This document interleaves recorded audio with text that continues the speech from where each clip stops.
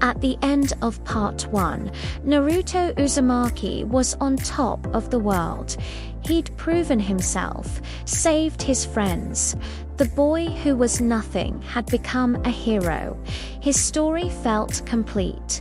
But there was a problem, a billion-dollar global phenomenon-sized problem. The story couldn't end, and that is the central tension behind the next chapter, Naruto. What happens when a perfect underdog tale has to keep going?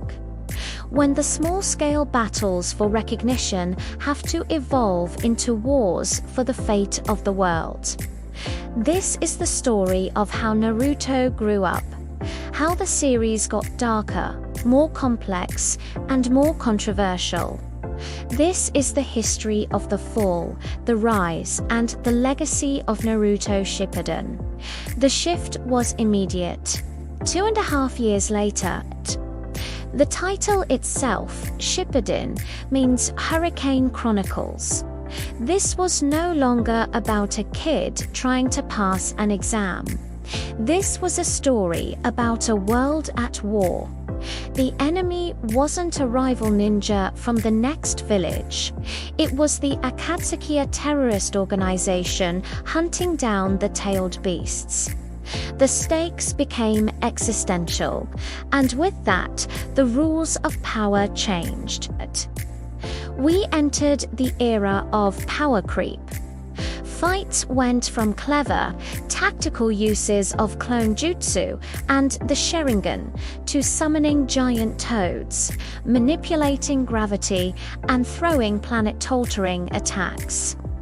The scale was breathtaking, but it asked a tough question. Had the intimate ninja magic of Part 1 been lost?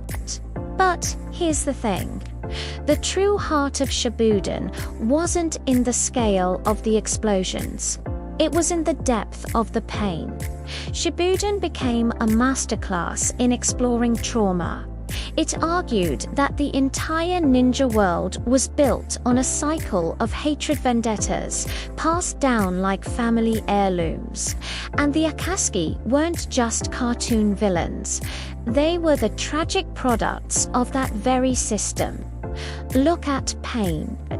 His entire philosophy that true peace could only come through shared suffering was born from watching his family die in a war that meant nothing to him. Look at Itachi, the greatest villain of Part 1 was reframed as the greatest martyr, bearing a burden so horrific it defied belief.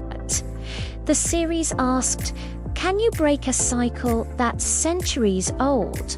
Is forgiveness naive, or is it the only weapon strong enough?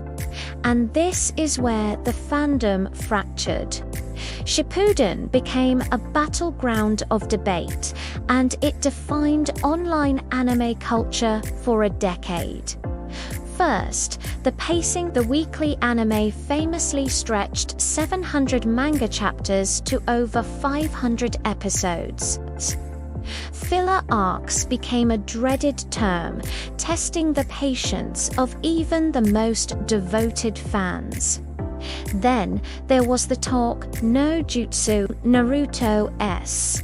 Ultimate power turning enemies into allies through pure empathy and speech was hailed as the series' profound moral core by some, and criticized as a repetitive narrative shortcut by others. And finally, the scope in focusing so heavily on Naruto and Sasuke's destined conflict, did the series do a disservice to its incredible supporting cast? Did characters like Sakura or the rest of the Konoha 11 get the moments they truly deserved in this final war? So, what's the final verdict on Naruto Shippuden? It's complicated. It was messy. It was overstuffed and, at times, overwhelming. But it was also brave. It dared to take its themes of loneliness and hatred to their absolute world-ending conclusion. It delivered some of the most emotionally devastating and visually spectacular battles in anime history. It refused to give simple answers to hard questions. It closed a 15-year story, cementing Naruto's journey from outcast to savior. And in doing so, it cast a shadow so long it created the very dilemma its sequel, Boruto, now faces.